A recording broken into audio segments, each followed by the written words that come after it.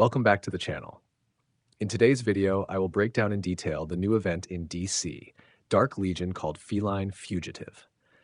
This is an event that I find quite interesting because it is not just a simple click and claim type of event, but it requires a bit of thinking, a bit of calculation, and if you play it the right way, the rewards you get are very valuable, especially Anvils and Mythic Shards.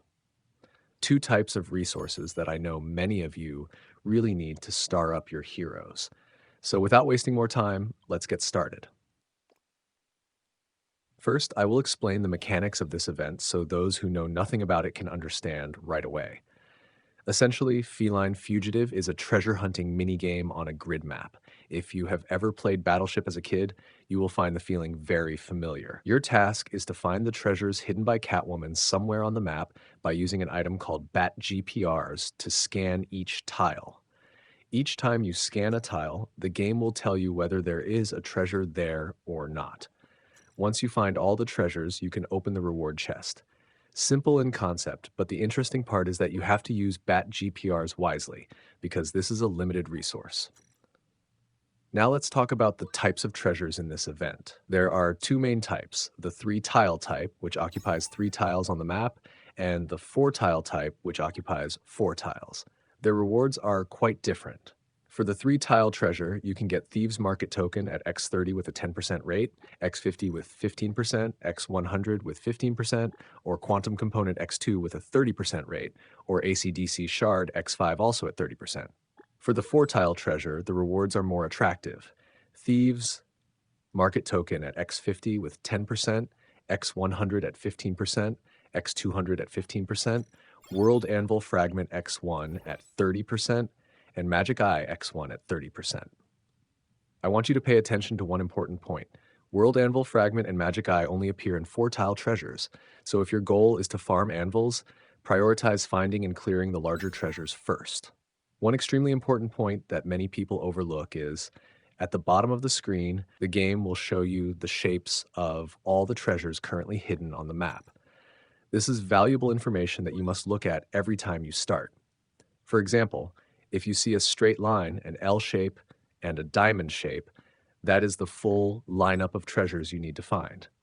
The problem is that the game does not place them exactly in those orientations. They can be rotated into many different angles.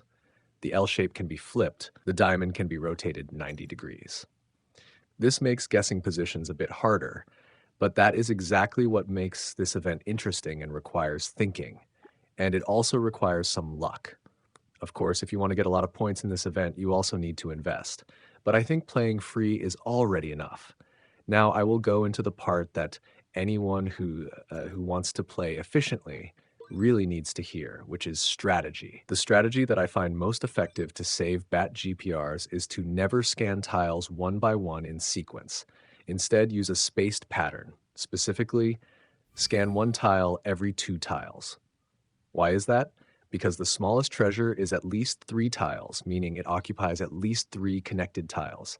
If you scan with a spacing of 2 tiles, statistically, no matter where the treasure is, you will hit at least one of its tiles during your scans. This is the optimal way to maximize coverage with the fewest scans. Imagine the map like a grid paper, and you only mark tiles that form a sparse pattern. This method is extremely efficient. Of course, at the beginning, there will still be some 2-tile treasures, but as you progress, they will become fewer. So what happens when you hit one tile of a treasure? This is when you need to stop and look at the list of shapes at the bottom of the screen. You need to test fit which shape in the list can cover the tile you just hit, considering all possible rotations. For example, if you hit a tile in the middle of the map and there's a 4-tile L shape in the list, then the tile you just hit could be the corner of the L shape or one of its straight ends, and each of those possibilities has multiple orientations. By gradually eliminating unreasonable possibilities, you will narrow down the area that needs to be scanned and save a lot of Bat-GPRs. Next, I want to talk about the special items in this event, because they can completely change the outcome if you use them at the right time. The first one is Tracking Device. This item will instantly reveal the location of one treasure and at the same time check the 4 surrounding tiles to give you extra clues. This is an extremely valuable item, especially when you have already scanned quite a lot, but there is still a treasure hiding in a difficult corner. The second one is Catbird's Seat. This one is much more interesting. It unlocks a treasure map of Catwoman, and within a limited number of attempts, you try to find as many safes as possible to get extra rewards. The third one is Cat Treat. This type appears in bonus levels and has a size of 1 by 2, meaning it occupies 2 tiles.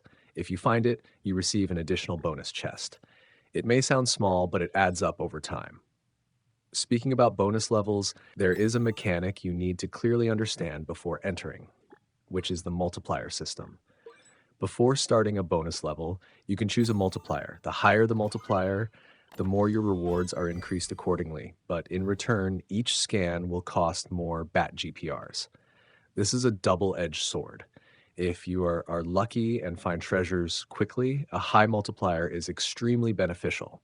But if you have to scan many tiles without hitting anything, you can lose a large amount of Bat-GPRs without getting enough back to compensate. My advice is to only choose a high multiplier when you have plenty of Bat-GPRs and can accept the risk. If you are in a need-to-save situation, choose a low multiplier or even do not use one. Also remember that you can stop the bonus level at any time if you feel satisfied with what you have received. This is an important feature to protect your resources. Because I was rushing the recording, I forgot to select it, so there is nothing to show in this part.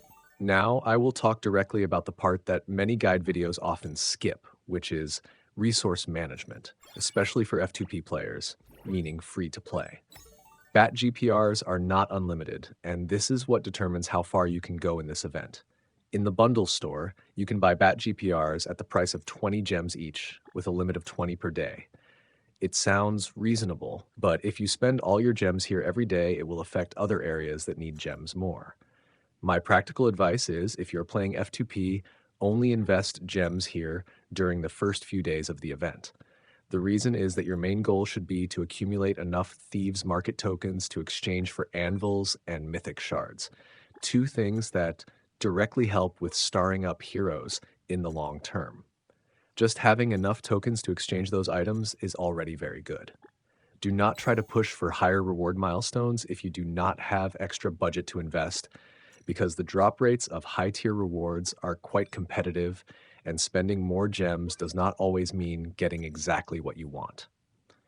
I understand the excitement when you see high-value rewards at higher milestones, and I also understand the mindset of just one more try